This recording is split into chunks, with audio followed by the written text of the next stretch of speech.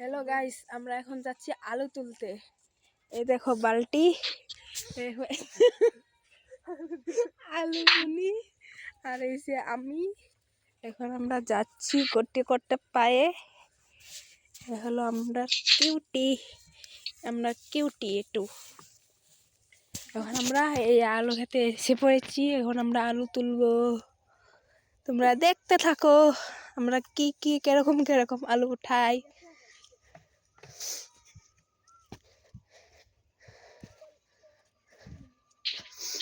মানুষে বলে না, সারাদিন যায় বলে আলে জালে, রাত হলে বলে ফিতা কাটে।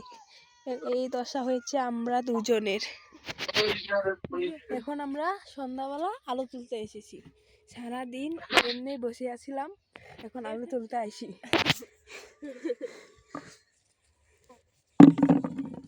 দেখো, নিজেদের ক্ষেতের আলু তুলতে আলাদাই মজা। ও বলেন।